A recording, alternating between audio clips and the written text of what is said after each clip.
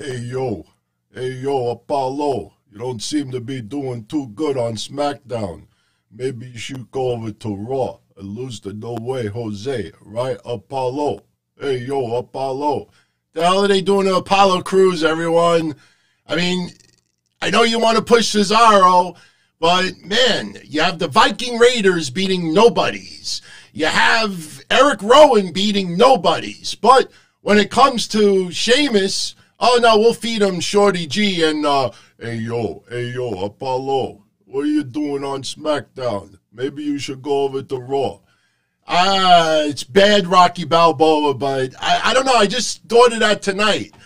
What's up, everyone? It is Friday night, February 7th, 2020. Echo effect. No, fuck.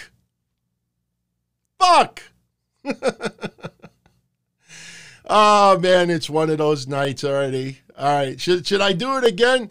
Hey, yo, Apollo, what's going on with you in SmackDown? Maybe you should go over to Raw and lose to No Way Jose. SmackDown sucked. You think with the stock going, you think with the conference call, you think with all the shit going on with WWE. Hey, did you see all the websites talking about the financial numbers that came out yesterday? Did you see certain things that they didn't bring up? You know why? Because every single one of them cut, paste, cut, paste, cut, paste, cut, paste. Did you see any of these websites talking about the live event revenue? Anybody talk about international ticket prices going up 30%? 30%! 30! Because none of these websites bothered to do the research. Yours truly did. I'm going to talk about it briefly today and a couple of rumors that are starting to float around. And believe me when I tell you, this might end up possibly being the biggest story of 2020. I kid you not. But SmackDown tonight, my God. You know, you think, okay, you know, we got to give the fans a little bit of a feel-good moment, huh?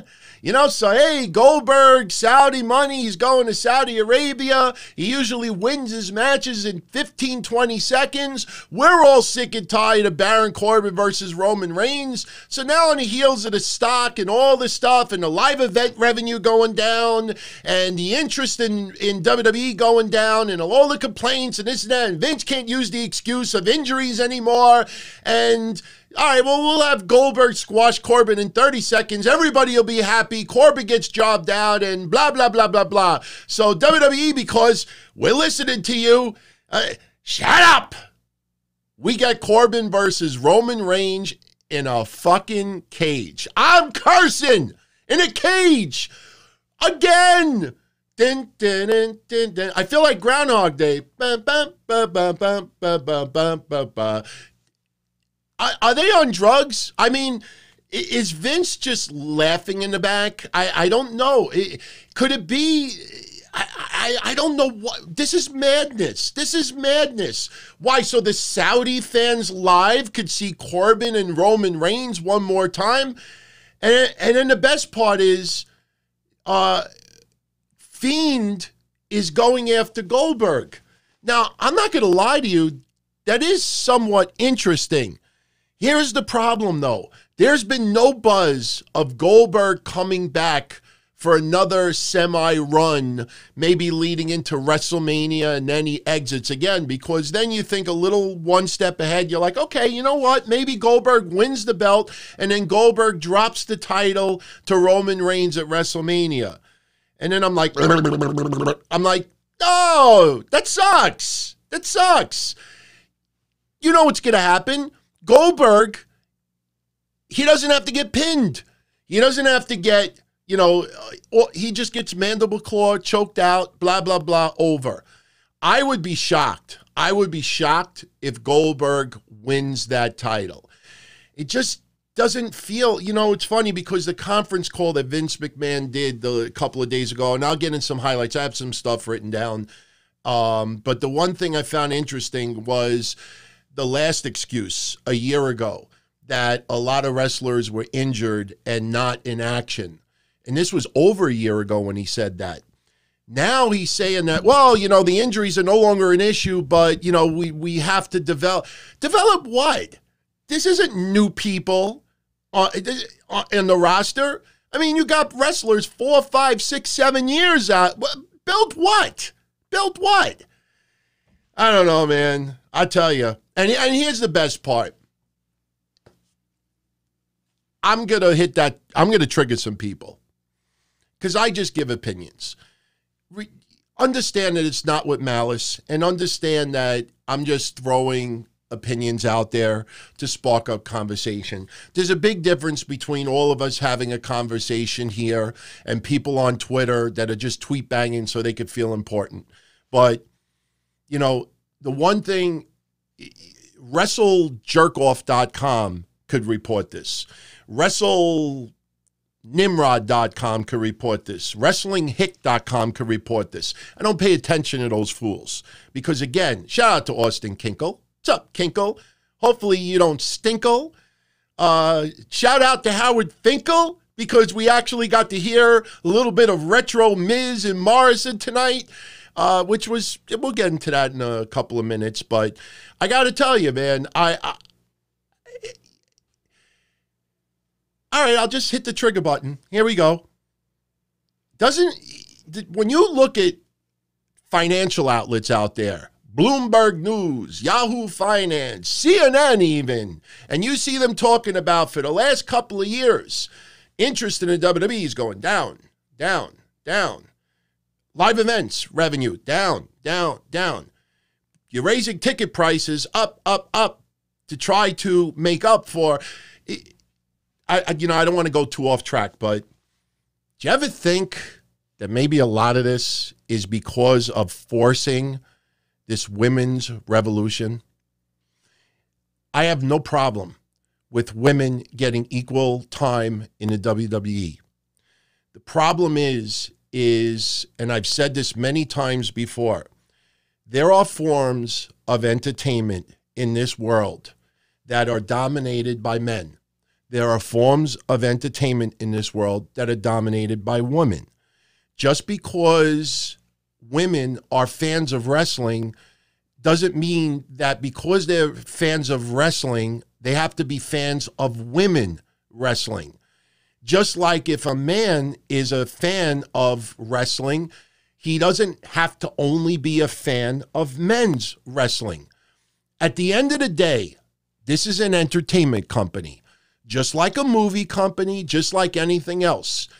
Amazon, 20th Century Fox, all TriStar Films are it. I hate to break the news to you, but sometimes they make films that are not politically correct. WWE is forgetting sometimes that they're an entertainment company. And the more that they insist on pleasing every group out there, before they insist on being politically correct and not trying to ruffle the feathers of any organization out there, because they insist on having everybody be a public service announcement, this person is real short. This person is an underdog. This person doesn't look like your typical superstar. This person is a woman. This person is Indian. This person is gay. This person is black. This person is, I don't know, hermaphrodite. This person is this. Well, sometimes you have to develop your product based on the most talented people out there, not because of their skin color, not because of their sexual orientation, not because of their gender. I mean, it's easy for me because I'm an Italian white guy. I get it. I understand that. But just picture this. Picture this. What is that, The Twilight Zone? Picture this. Imagine if the NBA, now let's be honest, the NBA is predominantly black, I guess you could say. I have no problem with that. My favorite basketball players of all time, probably 95% of them are black. I don't look at them as black. I look at them as my favorites, all right? I used to love the Knicks, John Starks, Latrell Sprewell, which was later on, Patrick Ewing, Charles Oakley, Grandmama, Larry Johnson. I mean, I could go down the line in almost every single person. You know, Kobe, Michael Jordan, LeBron. You just see it. Now imagine if these teams turn around and say, you know, we have to be more diverse. So you know what? We're going to put more white players on the team. Even though they're not as good, but we have to represent everybody. What happens when they only win 20 games because you got all these white guys? I don't know. I don't feel all that good.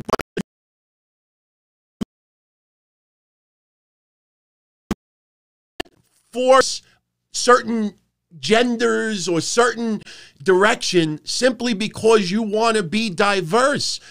Nobody thinks WWE is race. I know, look, yes, it took them way too long to have black champions. But you look at the women's main event tonight. Nothing against Alexa Bliss or Carmella or Naomi or Dana Brooke. But that closes out the show today? You mean to tell me Fiend and Goldberg? And it's not, you could almost see it because we got to have this balance. Women close out SmackDown this time because remember what, Becky Lynch and others said, let it direct. Let it progress naturally. Don't force the issue. The idea of having Dana Brooke and 3 other women in a fatal 4-way to determine the number 1 contender to close out SmackDown, where that is not the bread and butter of your revenue or it's just, they're tone deaf. They're absolutely tone deaf.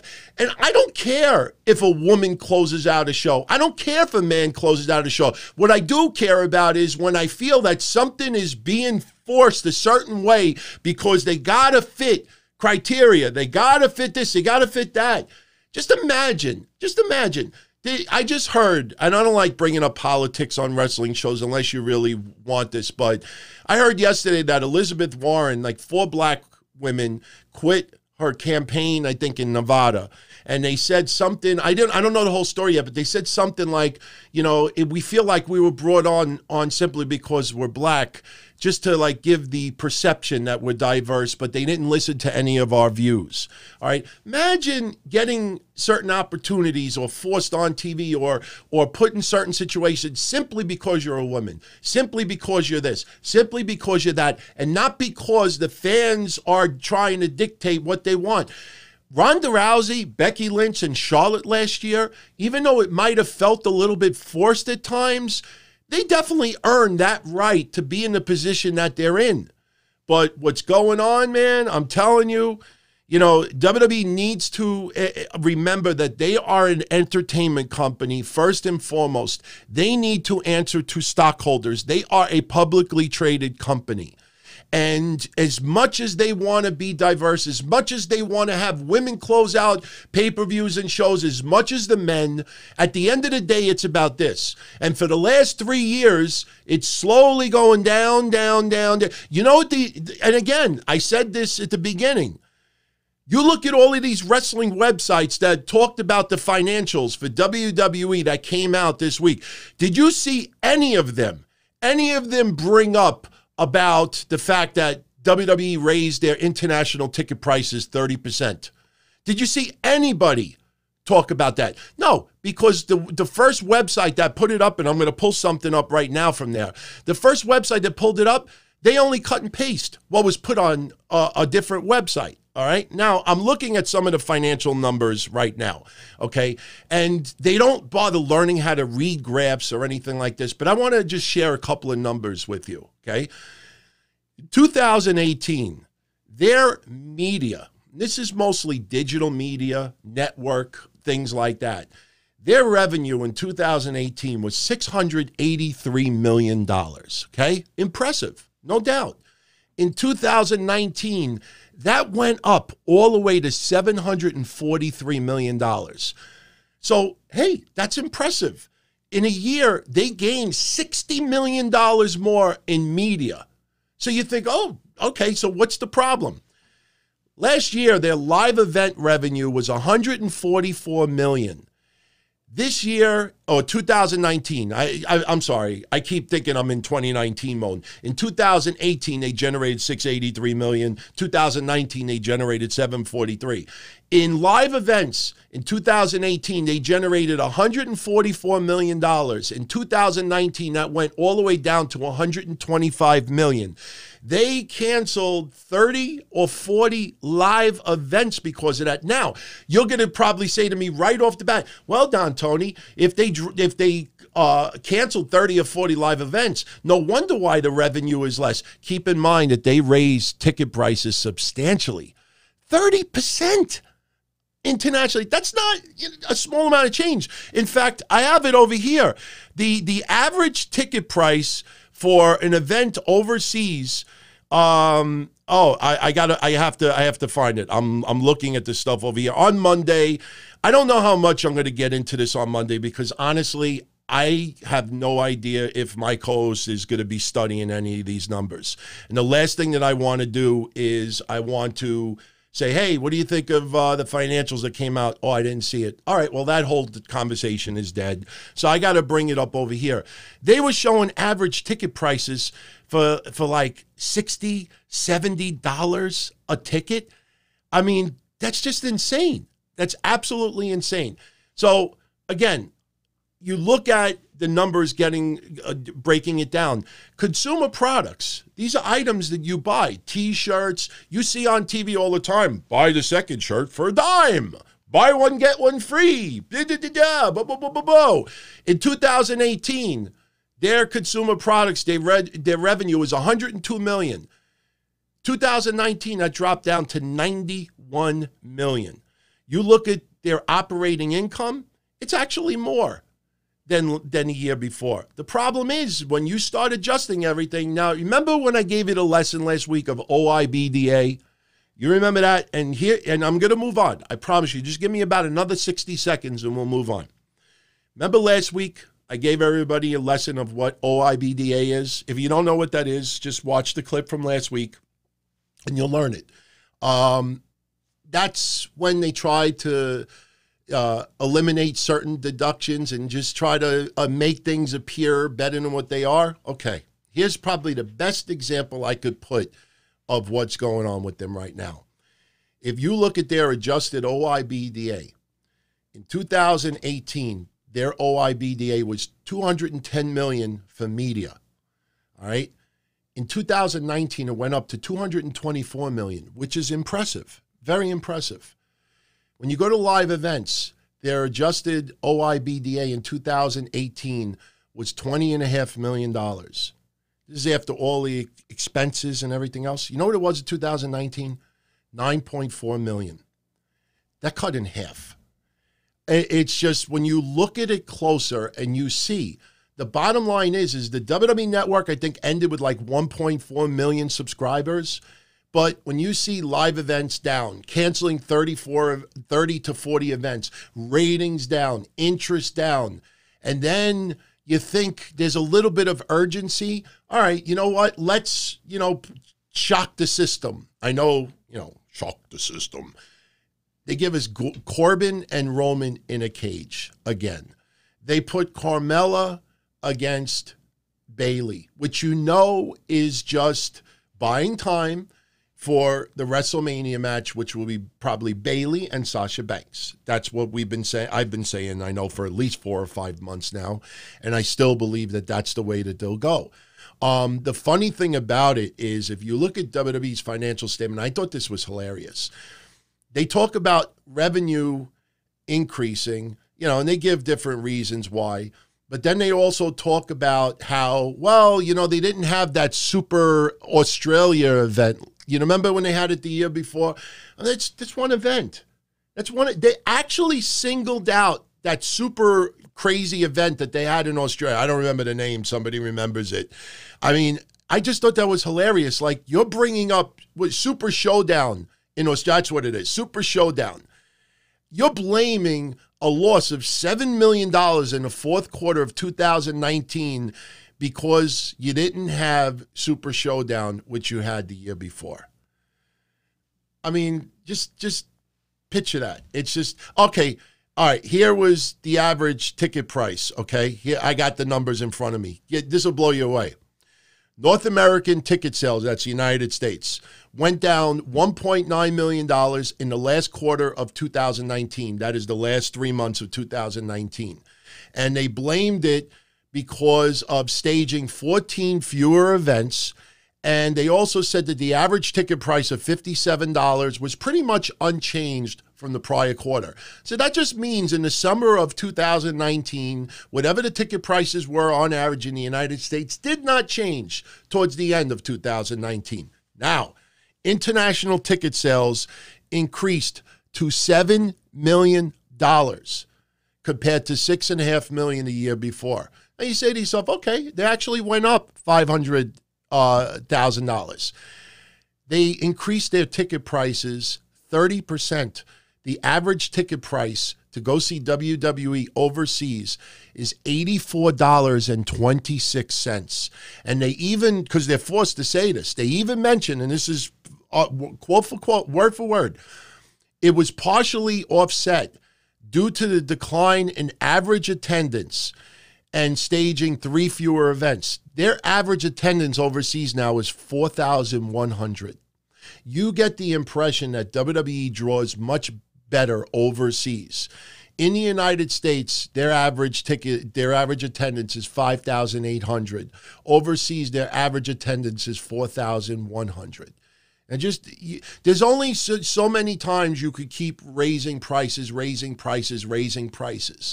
And this is a major issue. And again, it blew me away that all of these outlets out there ignored these aspects that I thought was so important.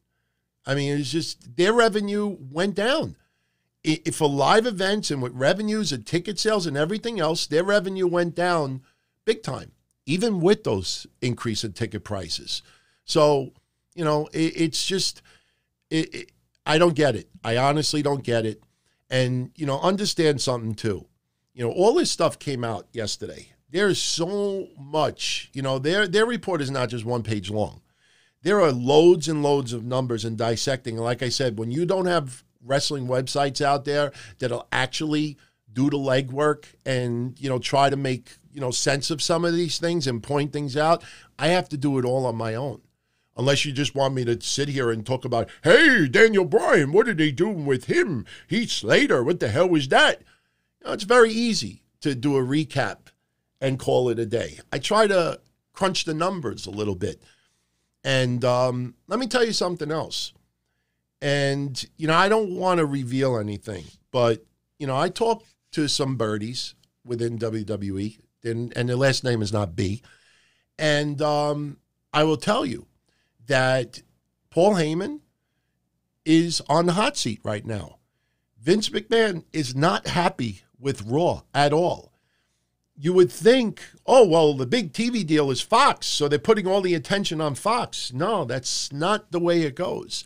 Vince McMahon is very upset with the way Raw is being presented right now. You saw some changes with the announce team. You see some changes with some people. You see some people getting elevated that didn't get elevated before. Paul Heyman is on the hot seat right now. He has to really turn this up. That's why you see even Liv Morgan and Lana, there really was no explanation as far as, you know, what was this attraction? They had 2 matches, and now she moves on to Ruby Riott. So they're trying to move away from things as quickly as possible. One investor asked Vince in a conference call if they should spend more money on talent. And Vince talked about the storylines, and this is what I was saying before. He said that there was a time when they had a lot of injured talent, but that's not the case right now. Now it takes a little while to put those people in place. And he thinks, this is probably something you're going to want to know too, he thinks that they have exactly what they need and what they want for WrestleMania. There you go. You know, we'll see what happens with that. Now, you know, I want to mention this also. And look, tonight's show is only going to be about 45 minutes to an hour. I actually have to do something at 11:15 for my significant other. I don't want to talk about it here, but, you know, we're going to be, actually, this does have to do with the show.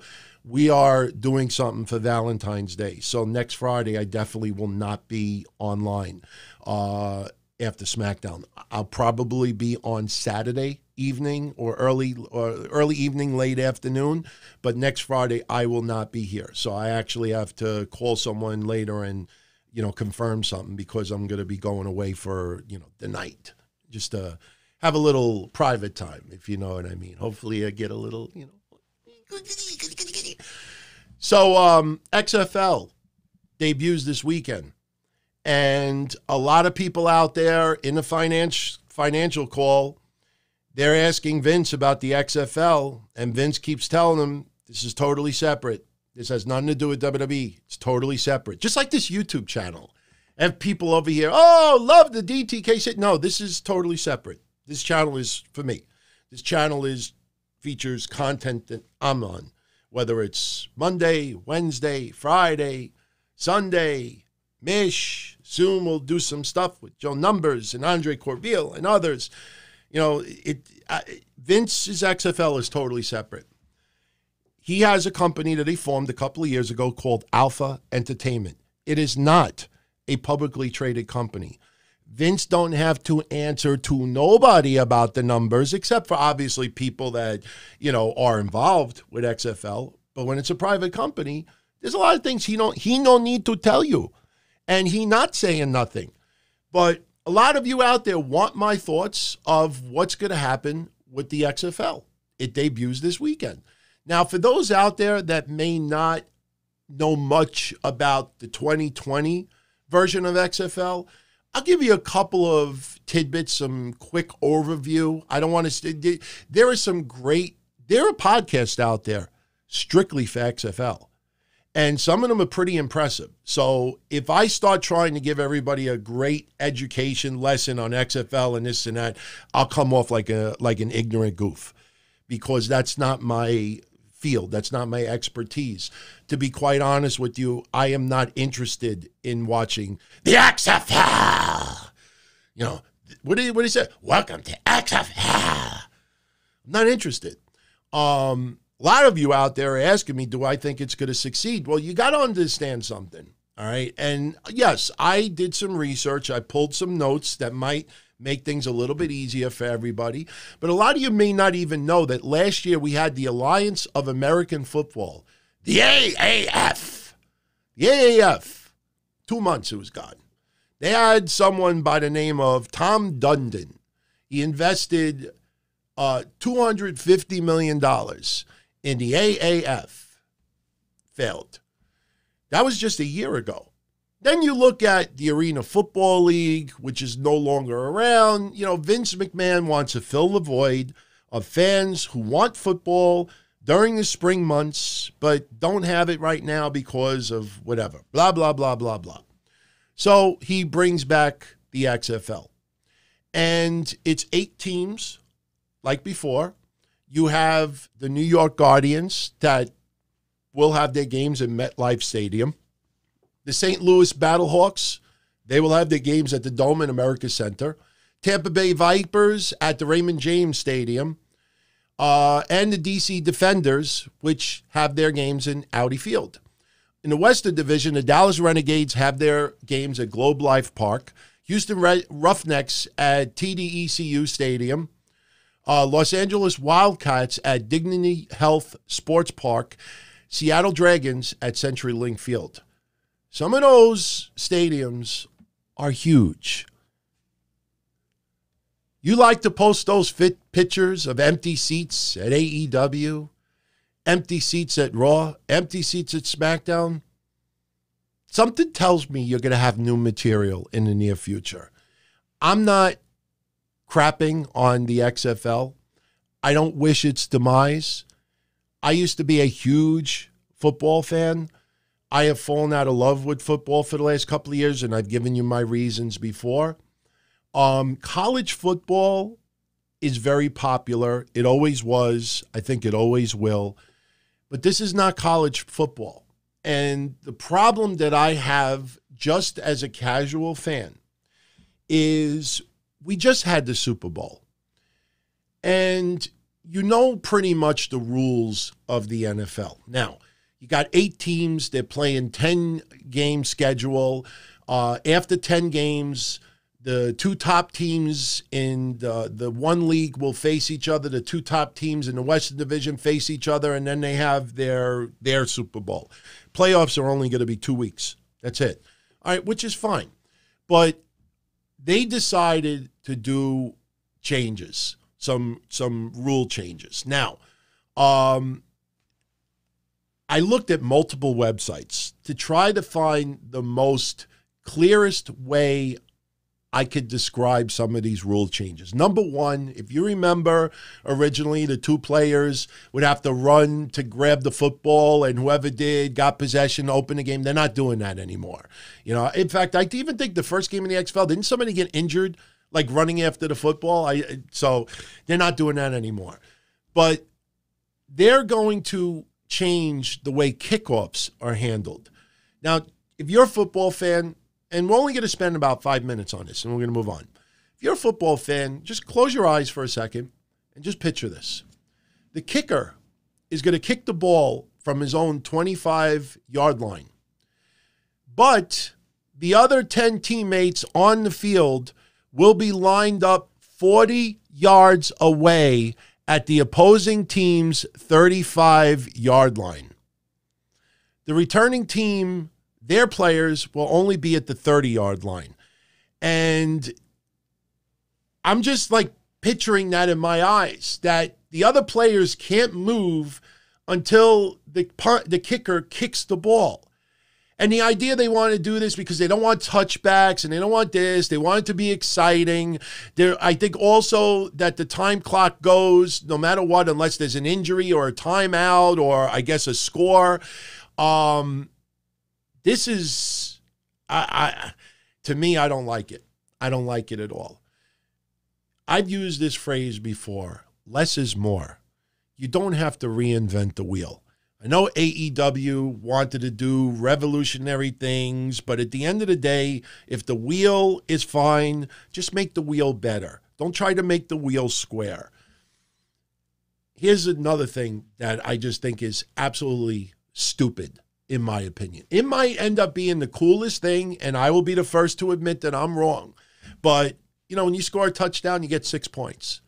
Then you could either go for a 2-point conversion, either by running the ball in the end zone or passing it, or you could just kick the extra point.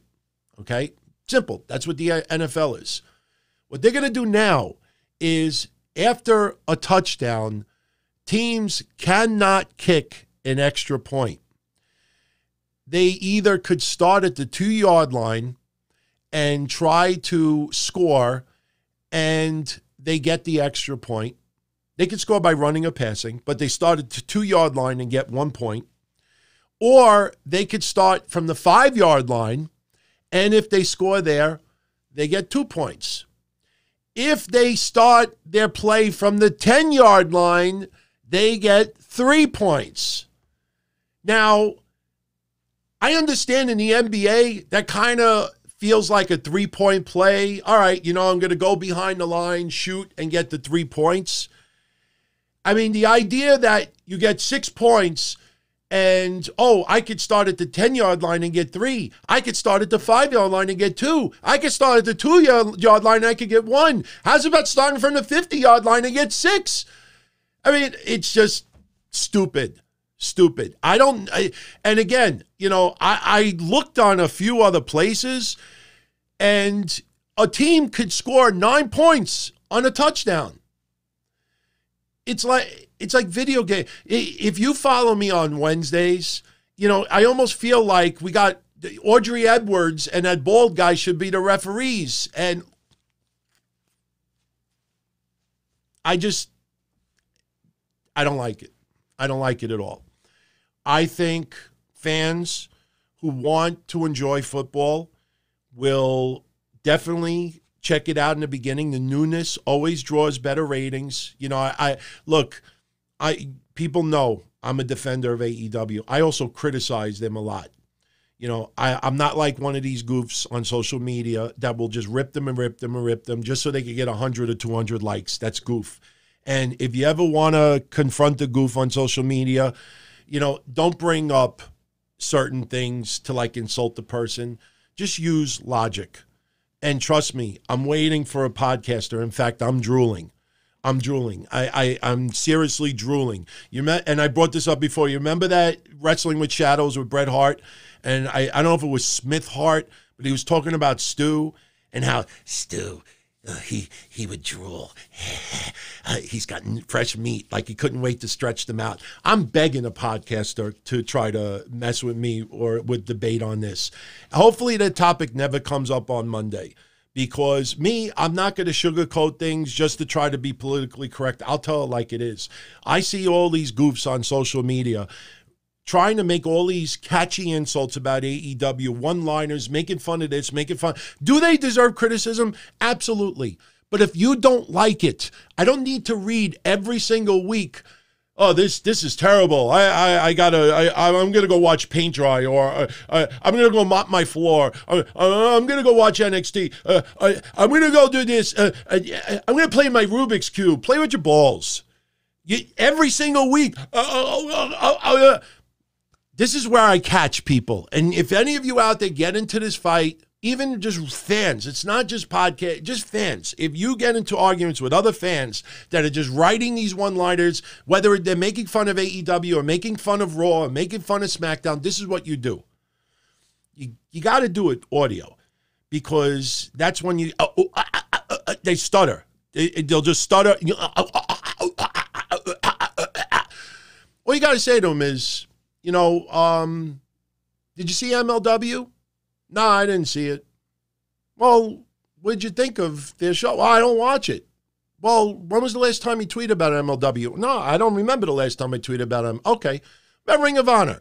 I don't watch that either. I don't talk about Ring of Honor. Okay, no problem. What about Impact Wrestling? Impact. Are you kidding me? The way that show is right now, I don't watch that. Why would I tweet about watch it?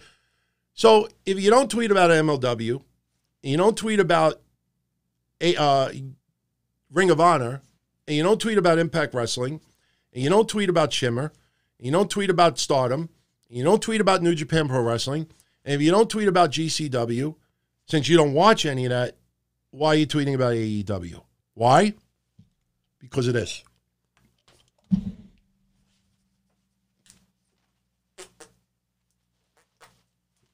They want to be jerked off. That's what it is. And I wasn't planning that. I swear on my mother, I had no plans on doing that.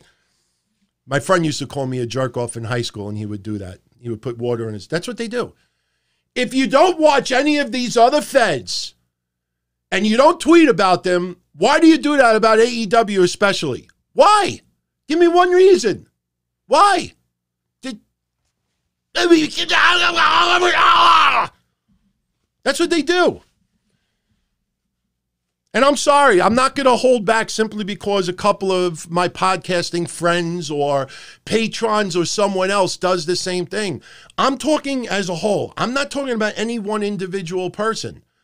I just don't get that. If you just look at it in the overall scope, I mean, MLW just done a deal with AAA and Dragon Gate. You have New Japan coming to the United States, trying to get momentum in the United States. You have Ring of Honor that's trying to get a little bit renewed life. You have Impact Wrestling that's trying to do this. You got this and this and this and this and this.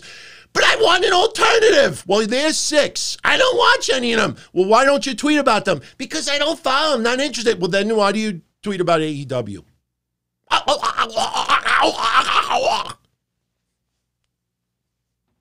Anyway, I'm not excited about the XFL. I wish Vince McMahon all success because he has spoiled me as a wrestling fan for decades and decades and decades. So I wish him nothing but success. I feel this goes into the same trend of the XFL. It'll be decent ratings from the get-go. The idea of using MetLife Stadium or Giant Stadium, whatever it is, you get even 20,000 people in there, it's going to look empty. After a couple of weeks, there ain't no he hate me on the jerseys. It's regular names.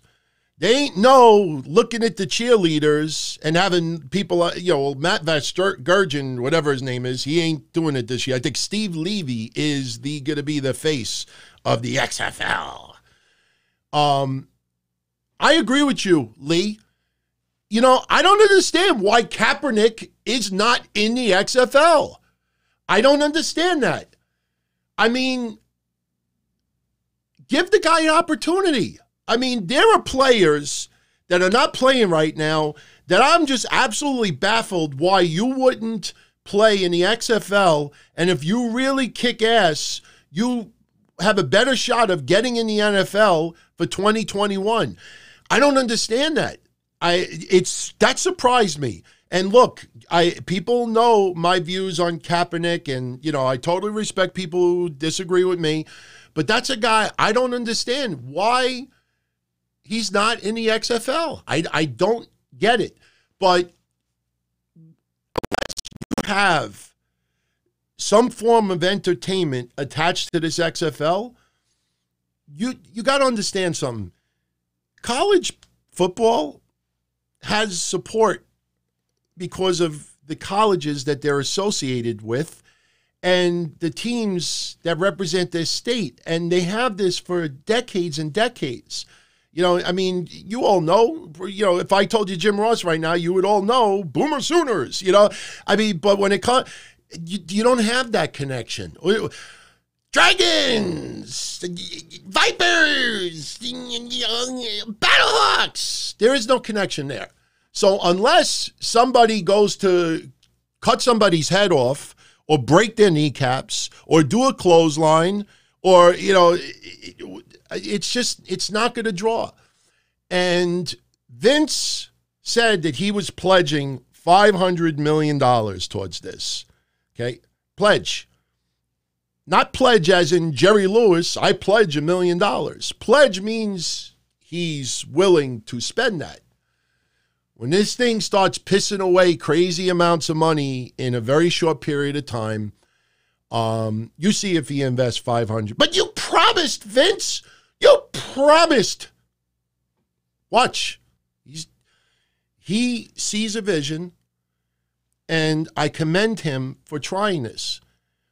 But even in the world of digital media, there's going to be a lot of fans that are, and I know what you all are thinking, well, it's springtime. It's not 15 degrees out. Hell, I wasn't going to go to Giant Stadium in 15-degree weather, but 55-degree weather, I'll go to a game.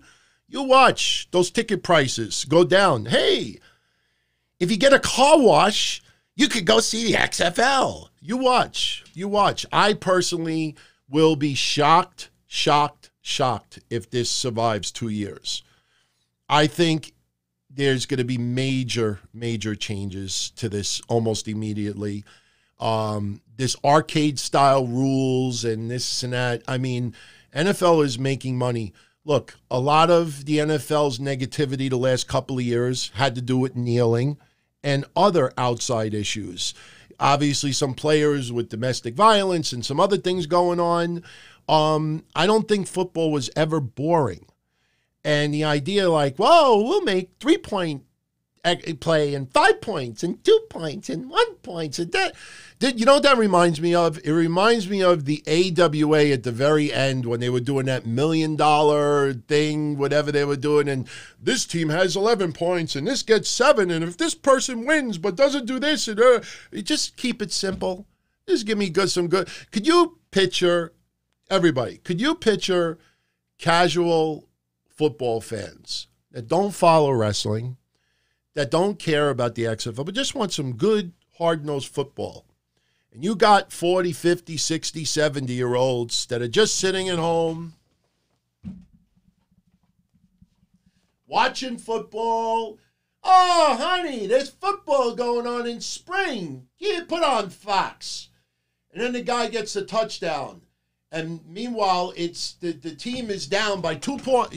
The team is down by 2 points after they scored the touchdown. Oh, they got to go for the 2-point play. Then all of a sudden, you see them walking back to the 10-yard line. Like, if they score, they'll be up by 5. I mean, could you just imagine? What is this? Oh, this gets, it's like a bad Abbott and Costello skit. You know, this, who gets 2, who gets 5, who gets 1? I don't like it. I don't like it. I hope it works. I hope it works. But for the casual football fan out there, as soon as somebody gets a touchdown and there's only, here's a good scenario. You have a minute left to play, and a team is down by 3, okay? And they get down to like the 5-yard line, and they score a touchdown, all right? So now they're up by 3. So you think, okay, we'll kick the extra point. Now you force the other team to go for a touchdown. But no, I could go down to the 5-yard line and kick 2 points. Now they can't even get a field goal when they try to run the ball. And when it goes to overtime, it's not the first team that scores and it's over. The other team still gets a shot. There's a bottom of the 9th. So it kind of feels like a little bit of basketball was thrown in on it. So, you know, look, I could score a 2-point basket, but hey, if I go further back, I could score 3. Naked Gun. But, and then you have a little bit of baseball involved. Oh, we're in overtime. He scored. Game up. No, it's the bottom of the 4th or the 5th. I guess it would be the 5th quarter. Oh, let's see what happens, everybody. This weekend, if you want to go check it out, Saturday, you'll have the Seattle Dragons versus the DC Defenders at 2 p.m. on ABC TV. You'll also have the Los Angeles Wildcats at the Houston Roughnecks at 5 o'clock Eastern Standard on Fox. Sunday, February 9th, you'll have the Tampa Bay Vipers at the New York Guardians at 2 p.m. Eastern on Fox. And you have the St. Louis Battlehawks taking on the Dallas Renegades at 5 p.m. On ESPN. So let's see how it goes, everybody. I wish nothing but the best. If it succeeds, it might win me over as a football fan because I really don't follow the NFL. So the XFL may be my form of football that I enjoy going forward. But I don't think Vince McMahon is trying to get that. You hear this in wrestling a lot. You're not trying to get that disgruntled NFL fan that no longer watches the NFL. They're trying to get the fans that still want football to continue. The problem is when it continues and then all these rules are different, people can be like, change the channel. I'm telling you. I can't wait for those pictures of empty seats and this and that. I don't hope it, but I see it happening. You all get a look at this that happened. I don't know if you all saw this, but obviously the guy on the right would not look familiar, but the guy on the left, believe it or not, that is Adam Bomb, all right, arrested. Now, you got to read the whole story to really understand all the details. Adam Bomb, real name Emmett Brian Clark. Get a load of this, man. Look at him. I mean, you know, God bless him, you know, when he was in the WWF and WCW, but he's only 55 years old. I mean, I don't know. He looks gangster a little bit, but he doesn't because look at the way that tie is like. It's so messy and everything. He just looks disheveled. I mean, he's just, I don't know. He looks like, I hate to say it, he looks like a lowlife. But he got arrested. He is charged with conspiracy, illegal control of enterprise, transporting or selling narcotics, drug possession, and possessing a weapon during a drug offense. And they also point out that these incidents happened in January and April 2019. I honestly have no idea why it took the feds this long to arrest him. And the other guy, his name is Dennis Michaelis, 73 years old. He used to be part of a 60s band called the Buckinghams. He's facing charges of conspiracy, illegal control of an enterprise, and transporting or selling narcotics. His incident was from January 19. So apparently this musician did something in January of 19, and then he joined up with Adam Bomb, and they tag teamed in April and committed some offenses. Adam Bomb's attorneys have said that, well, the firearm is really just an heirloom that was in the house and it was not used and this and that. Yeah, I know. Mish has definitely got to be disappointed. Anybody that follows Patreon, you know why.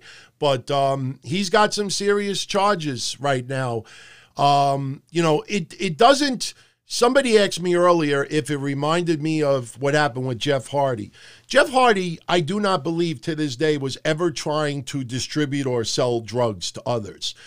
I think Jeff Hardy was doing what I used to do, what a lot of people used to do, and that is hoard. Hoard. I have some of my pain medication that I hoard to this day.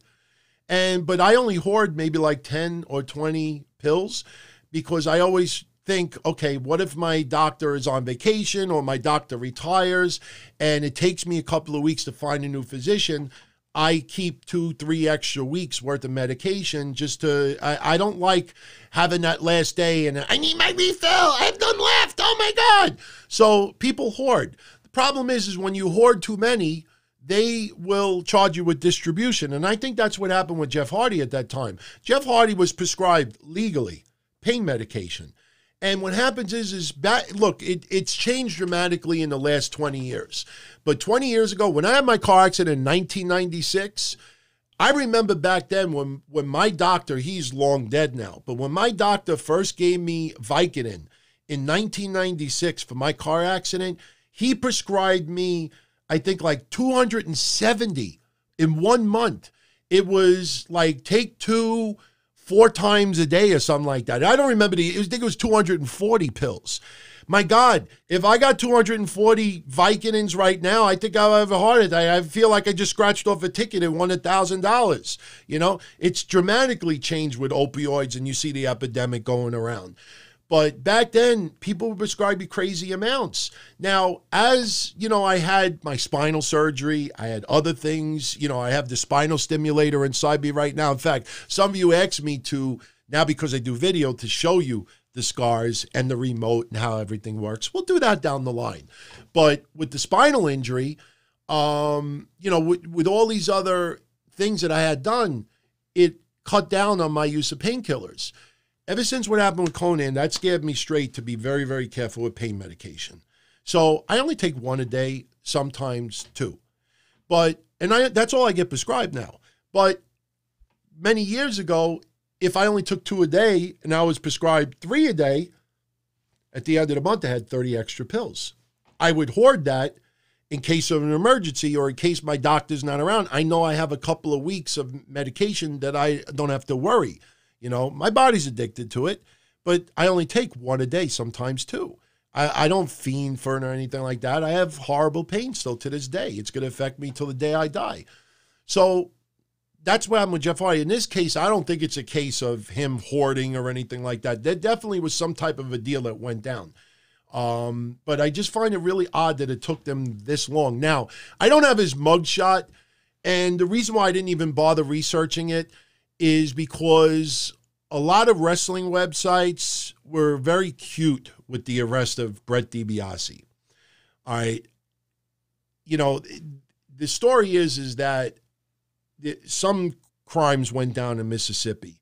Millions of dollars were embezzled out of like a fund from the Department of Human Resources. And there was a drive that was going on. I'm trying to look. I have the name over here somewhere. Oh, it was the Temporary Assistance for Needy Families program. Raised millions of dollars, and millions of dollars were embezzled from them. And Brett DiBiase was one of several people that got arrested.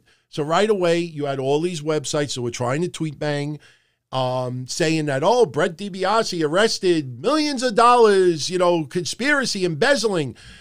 I'm not trying to diminish what he did, but as far as I see, and from looking at the charges on his actual arrest report, the only thing that they have found so far that's been revealed is that he went to some luxurious drug rehab facility.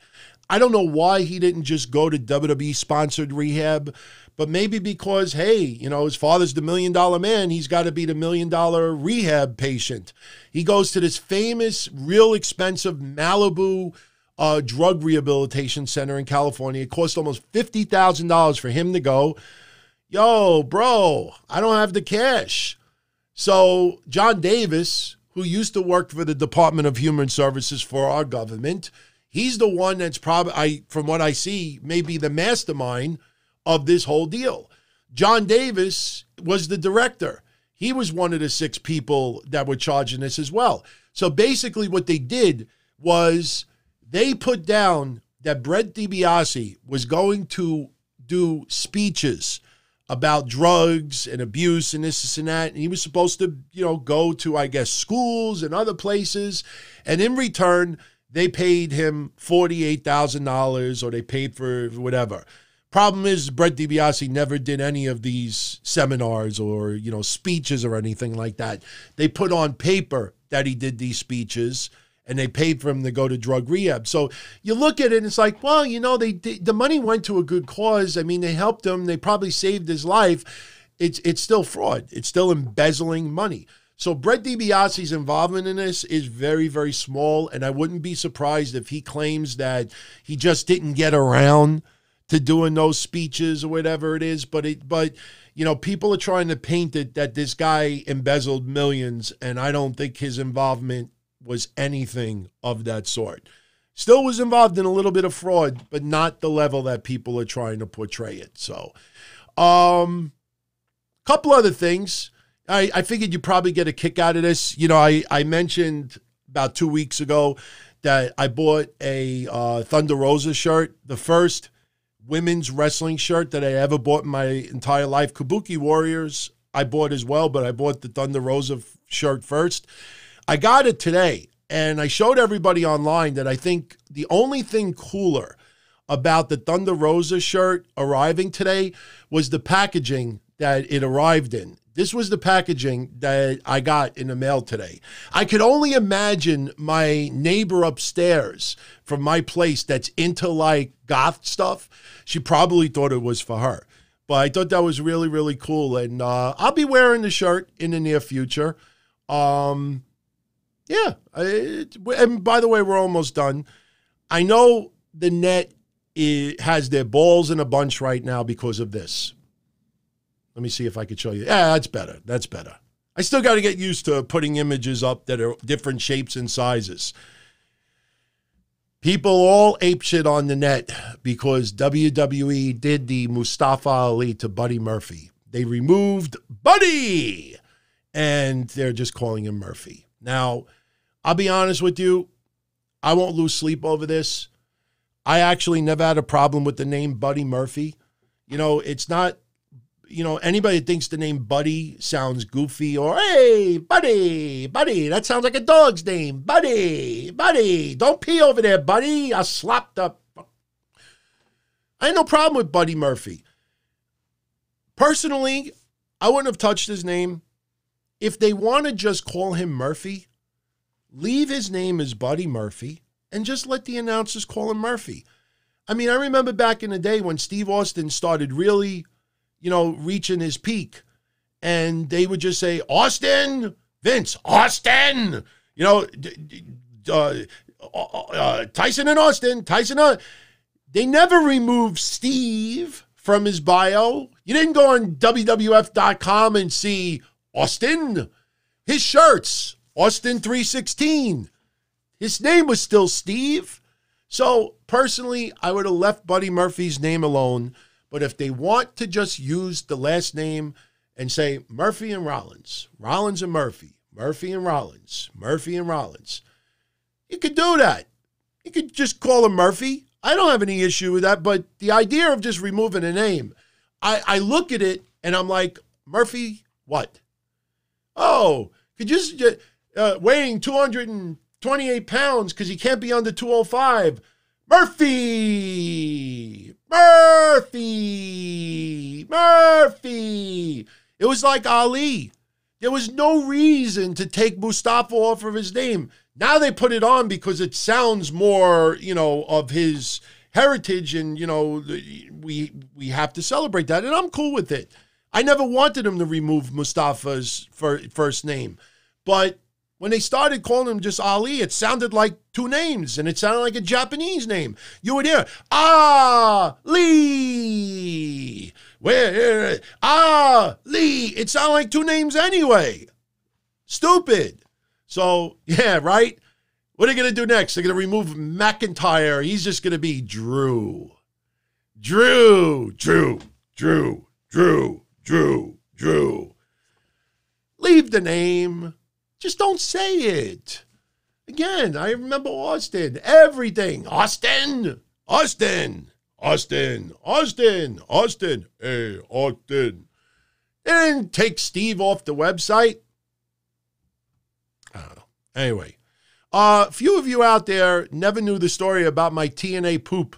And since we talked about Shotzi Blackheart with Poop, some of you wanted me to pull the original photo of when I took the TNA Poop, and I have it. And I'm going to give everybody a little warning. If you don't want to see excrement, if you don't want to see shit, if you don't want to see doo-doo, then you can skip the next minute of this show. Few of you wanted to see it. Here's the backdrop of this story. All right, before I post the photo. I used to criticize TNA a lot. You know, I started warming up on it, you know, when EC3 started, you know, getting elevated, and obviously the Broken Universe and everything like that. But at that time, I used to always talk about how shitty TNA was and how their storylines were always twisted like a pretzel.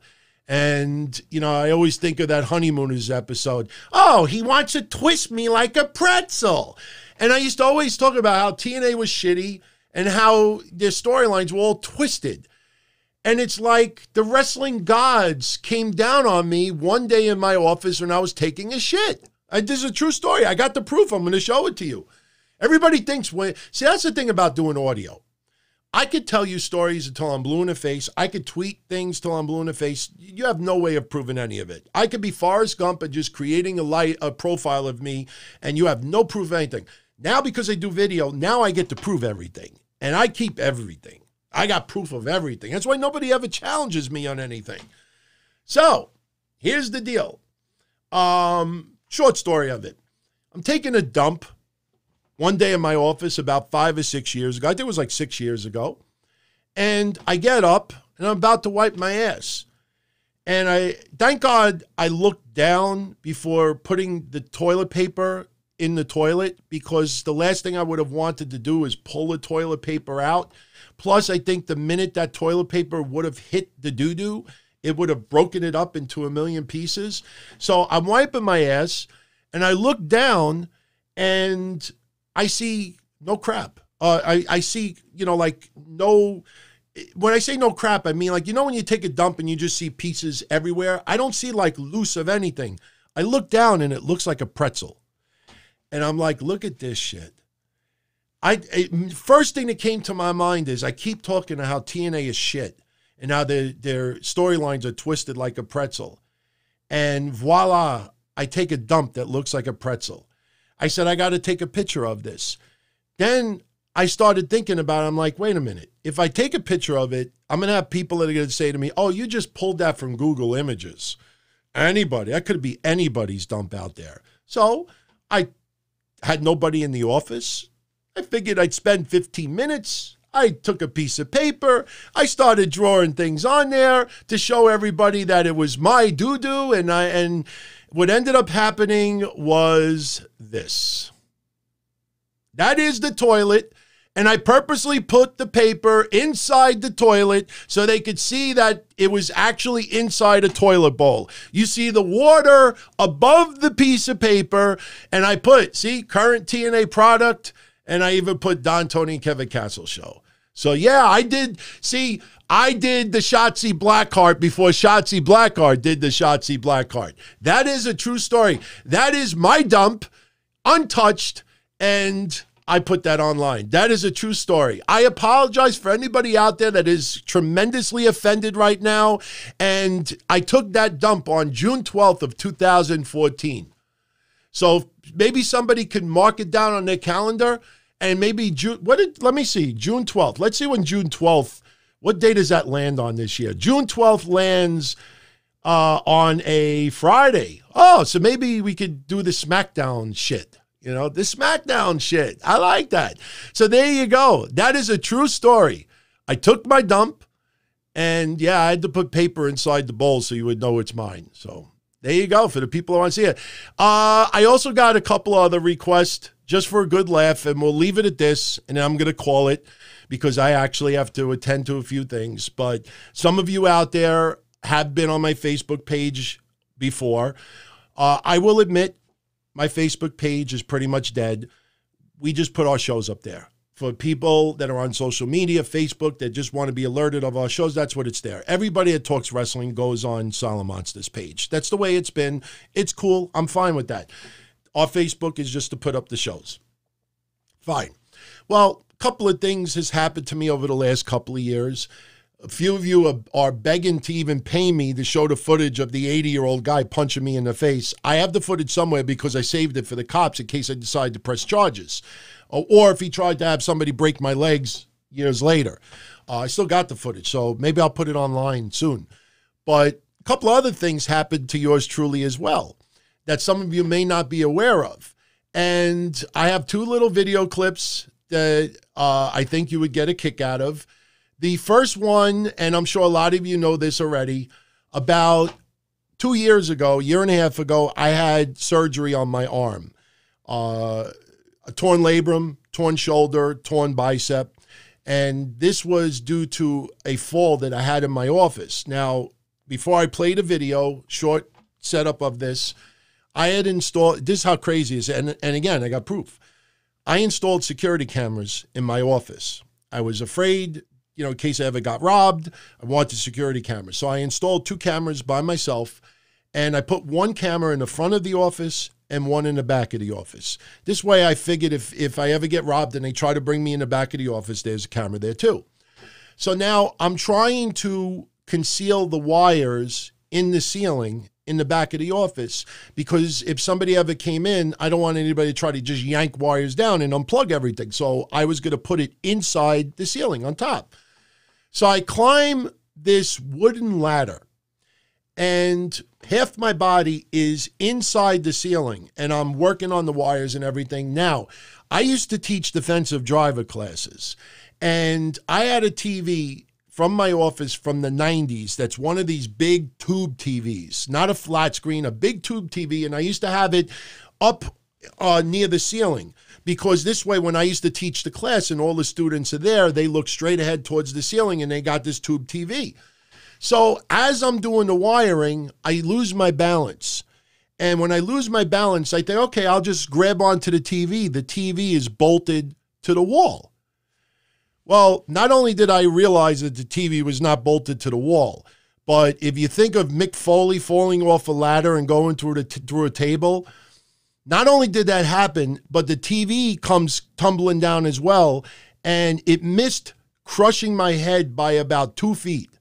I'm not going to be like, oh, 2 centimeters. No, about 2 feet, because it was one of these giant tube TVs. And go figure, my security cameras are not running an hour. And sure enough, as I'm putting in this camera, this happens. Unbelievable. Look in the top right-hand corner. Just watch closely.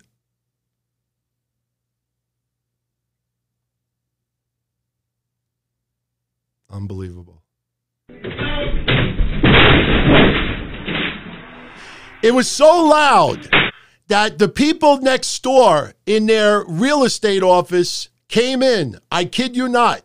I just watch the top right-hand corner of the video again, and you'll hear me.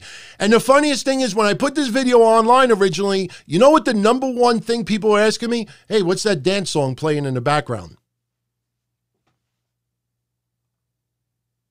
Figured you'd get a good laugh.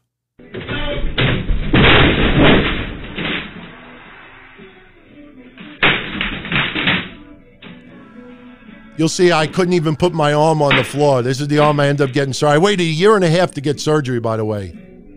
It's a little dark. It was so loud. Look, watch what happens. Hey, look.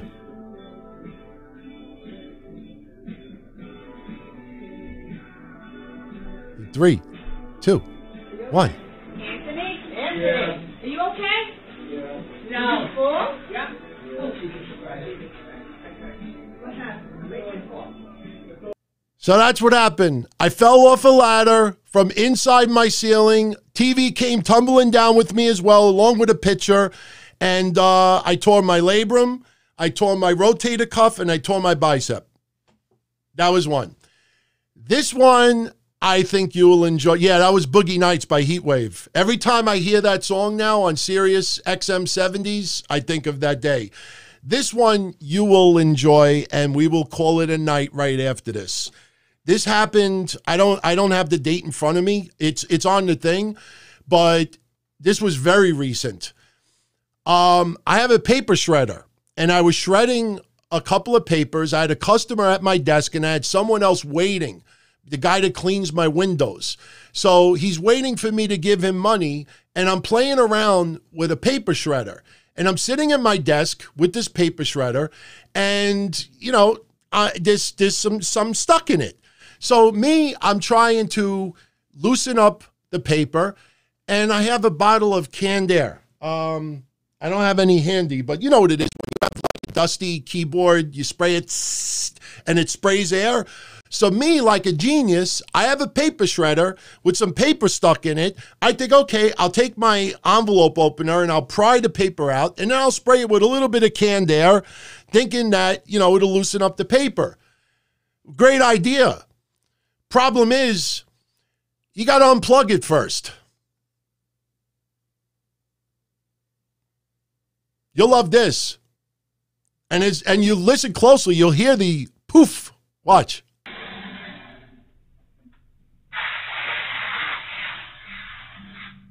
I left it plugged in. There it goes.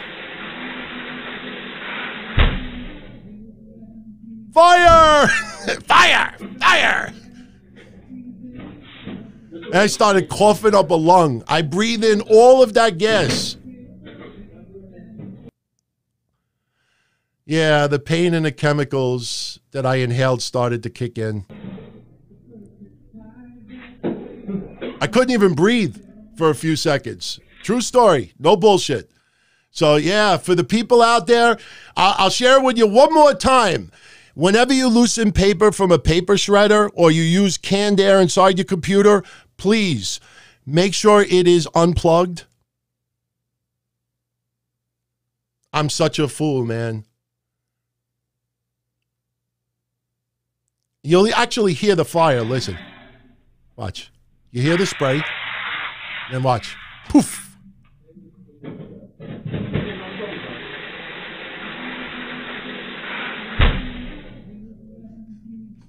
Dick. Unbelievable, man. All because of freaking security cameras. Yeah, that was a guy who was cleaning my windows. But yeah, so for those out there that wanted to see yours truly get hurt, falling off a ladder, tearing my arm up in a couple of places, and having a fireball thrown in my face, along with toxic gas, there you go. So, unbelievable, right? So, I have other things that I'll share with you in time, but I figured, you know, it's the weekend. We don't have tons of stuff to get into. I know my AEW NXT ratings were off a little bit, but I didn't do all that bad. What my original prediction, and, you know, I played a little clip on Wednesday. I said AEW, my prediction was 785,000 viewers, but I also said that I'm probably undercutting that number quite a bit because Cody's main event, that segment, was very solid. Well, I said 785, even though I admitted it was probably very low. It ended up scoring 928, which is very impressive. On the NXT side, my prediction was 767,000, and it ended up being 770. So I missed the NXT rating by about 3,000. I should have kept my original thinking of AEW saying that Cody segment definitely drew people in. But yeah, So one of them, I almost got it. Almost got it. Came close. So I think that's it. We'll get out of here. Now, look, I did see the rumors of Impact Wrestling possibly, there's that word again, possibly, probably, maybe. Oh, the one reason why Edge got cured possibly is just either it is or it isn't. But I see the reports that Impact Wrestling is thinking about bringing in Mike Tenay, Dixie Carter, and Vince Russo for their nostalgia show WrestleMania weekend. I know a lot of places are saying there's no way Tenay's going to go. But first of all, Dixie Carter absolutely should not only be there, but Impact Wrestling should have her picked up in a limousine, give her the really good treatment, because she was without her, Anthem would have not had a wrestling promotion. Sure, it ended up being nowhere near as good as it used to be, but it's like having a WWF reunion and you don't bring in Vince. I know Dixie's not on that level, but Dixie Carter absolutely should be there, without a doubt. Vince Russo, it's really, either way. I'm fine with either. The only thing I don't like is there's no reason to drag this out and to talk about it week after week after week. It's one freaking show. I mean, you either bring them or you don't bring them. Personally, I think they should have gotten the decisions with those three done and then put it up. There's no need for a rumor of something like this. It's one goddamn event. There's 80,000 other promotions doing events WrestleMania weekend in Florida. If Dixie's going to go, just announce it and that's it. And again, I think Dixie Carter absolutely should be there. They should pay tribute to her. I don't think she's in the Impact Wrestling Hall of Fame. I'll go one step further. Put Dixie Carter in the Impact Wrestling Hall of Fame WrestleMania weekend. That's the right thing to do, Impact Wrestling. Pay a little bit of money. Pay tribute to the woman, And I gave her so much criticism in the past, but there's no denying that she deserves to be there. She deserves to have a tribute to her, and she deserves to be into that Hall of Fame. Put Dixie Carter in the Impact Wrestling Hall of Fame. Nobody online will balk at that. Anyway, I'm done. Everybody have a great weekend. For my Patreon family out there, I know that Mish just arrived back into Philadelphia today. He didn't leave Chicago until 2 days ago, and he drove through some pretty big snowstorms. He also brought a ton of his belongings with him.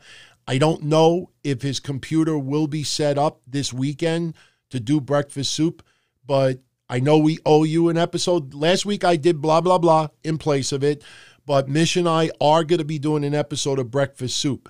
We're gunning to do it this weekend. We were going to do it Saturday, but that's really cutting it close. So we're looking at either Sunday or possibly maybe a Monday afternoon or a Tuesday afternoon, just for this week. Just to do a welcome back show, let him talk about Poppy a little bit. Thank you, Matthew Rychecki. Thank you, my friend. I know you gave me that last time, and I really do appreciate that. Believe me, it's so much expenses involved with this. In fact, I'm going to, for you techies out there, you'll know what I'm talking about. Yesterday, I installed a Samsung 970 Pro NVMe drive, 2 terabyte. And, it's one of those drives that looks like a stick of gum.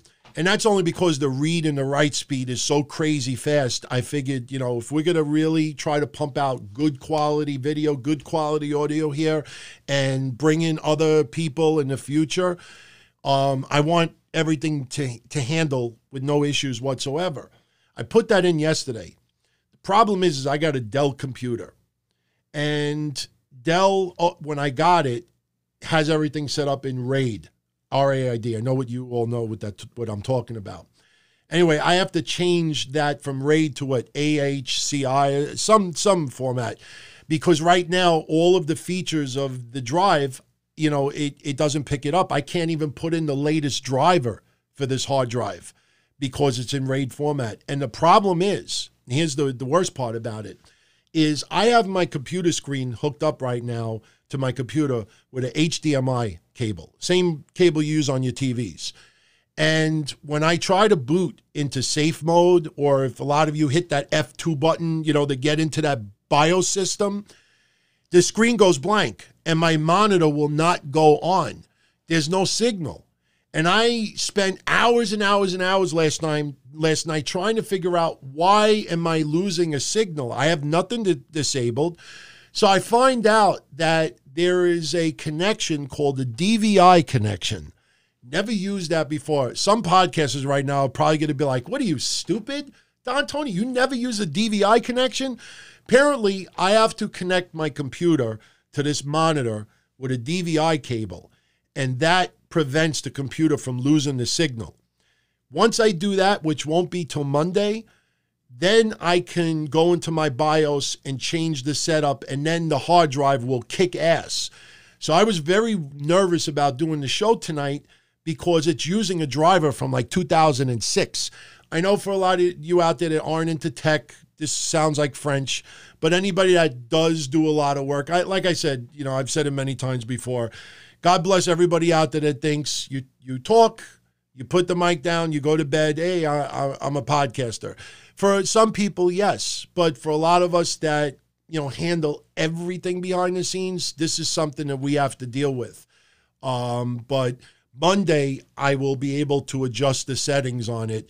And if I have any problem for any reason, then I'm going to send that hard drive back and use the same crap that I was using before. So a lot of things are going on in the background. That's why, like I said, give me 2 months total of doing this so I get used to it. Those little things like the little echo at the beginning of the show today, that's not acceptable to me. And that's stupid things. I have a little piece of paper with a checklist.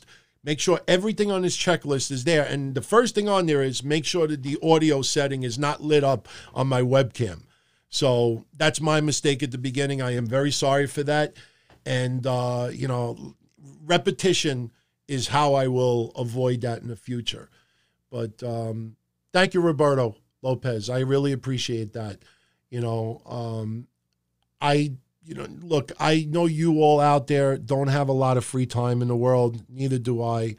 So if you're going to spend some time of your busy schedule or personal life or whatever it is to watch things that I am doing here, the least I could do in return is not only give you my best. Well, if this is my best, it sucks, but give you my 110%.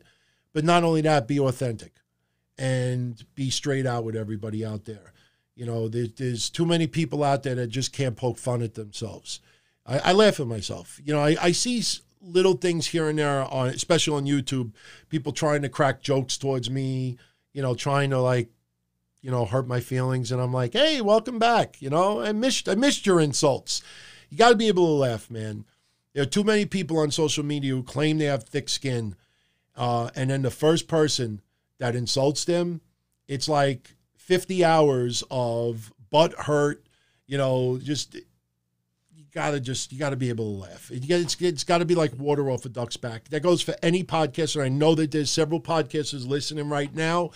You can't let it get to you, man. For me, for the haters out there, whether I'm fat, whether I'm old, whether I'm this, whether I'm that, for me, the ultimate revenge you give to the haters out there is success. And not only that, this. Because that's one thing for the last 3 weeks doing this that so many of you said is like, they never pictured me smiling like this. I don't fake smile. I am having a ball. I just love this. And I can't wait to see a year from now what this turns into. It's just a lot of things on the horizon. I just don't want to announce things yet because if they don't happen, I don't want it to be a letdown. So I'd rather, there's too many people out there that will promise and promise and promise and promise and promise and promise and promise. And then, you realize that some genuinely try to fulfill those promises but can't. Big shoes to fill. It's not easy. And it's not just shows. It's just general. It's very hard to promise things that in advance. But then there are people out there that will just promise everything not because they have any intention on doing it, but because they just, that attention that they get in return, it's like a drug. And that happens, with addiction and with other things. I mean, my God, you remember the stories? It was so sad to see Axel Rotten, one of the nicest people I ever met in wrestling. Had the privilege of doing some podcasts with him and the Mass Maniac. And, I can't tell you how many times he came on to the Mass Maniac show and was announcing to the world that he is now clean. And, we would, be happy for him and praise him. And after the third or fourth time, you realize that, he was doing that either to put it out there, and now he's got to fulfill it. Once you put it out there, you got to back it up. And sometimes you felt like he's putting it out there just so he could get 500 responses. We're proud of you. We care about you. We're thinking of you. We love you, this and that. It's addicting. So I'm telling you, especially Twitter, man, it is addicting. It is addicting. You see people out there, some people try to bait me into these wars, and I keep saying the same thing. Having 200 likes on Twitter does nothing for me as far as getting engaged, losing weight, making money, having fun here. It does nothing for me. Getting a blue check mark still does nothing for me. What does it do? At the end of the night, if I have crazy bills to pay, have no significant other, just an absolute tub of lard, or just not even caring with the way I look, and, not just, and trust me, I had years of doing that. There were years that I just would work, go home, work, go home, work, go home. And the next thing you know, you gain 10 pounds, 20 pounds, 40 pounds, because I would just lay in bed and do nothing, absolutely nothing. And, I was content with that. Why? Because I would mingle with people on social media, and I have this feeling like, oh, I have all these friends and everything. But at the end of the night, they're all posting all of the things that they're doing out in the real world. And here I am sitting at home looking at my bed, and nothing, looking at my surroundings, and there's 10,000 pieces of clothes everywhere, and there's dust, and there's this. And, it's very tempting. So I appreciate that 604. I could talk to a broom and make it a 6-star podcast. You know why, dude? Because I'm just telling you like friends, man. When I started doing this in 97, that was my original plan. I'm going to just talk to everybody like we're all hanging out, having a couple of drinks, talking about whatever, And here's the cool thing about it. I know for the long time, listeners or supporters of mine out there, some of the stories that I say, you've probably heard 1,000 times and are absolutely sick of it. You probably heard it in 1998, in 2003, 2006, 2008, 10, 12, 16, 18, and 20. But the one thing is, when you don't lie, you could hear the story in 2001 and hear it in 2020, and it's the same story. When you don't lie, the story stays the same. And, and there's a lot of people out there that try to play gotcha with me, and trust me, it's not fun. And especially to be caught in a gotcha simply because you want to feel popular on social media. Not my style, man. Not my style. So, I may sound a little repetitive and I may sound a little boring right now, but believe me when I tell you, the way that I am talking right now, other people help me with that. I don't have an excellent life. There is a ton of horrible crap that goes on. Maybe not as bad as others out there. Things are obviously much better. But, a year from now, I don't know if either one of my parents are going to still be here. A year from now, who knows what happens with my health. Look at it. A little over a year ago, I have reports that I put online that they said I had cancer. I had part of my intestine taken out of my body. I had my gallbladder removed. I had to get surgery on my midsection. If I lift my stomach right now, you'll see about 9 incisions. It's not fun. I posted the original picture when I had all the patches on. I looked like a smoker. There was so many white patches. It looked like I was trying to quit smoking. But again, man, life's too short. And to see people deteriorate on social media, it's depressing, man. It really is. And the worst part is when they know that they're deteriorating, but don't care. And, you know, I've seen that with my own eyes, and I've had moments where I felt like that as well. Or the best part is when they criticize others and they're doing the very same thing and sometimes don't even realize that. That's why I try to post mostly positive on my social media, especially Twitter. Yeah, I will take digs here and there, absolutely. But for the most part, I try to post positive stuff because I got to practice what I preach, you know? So anyway, everybody, I got to go. I was supposed to do something at 11:30.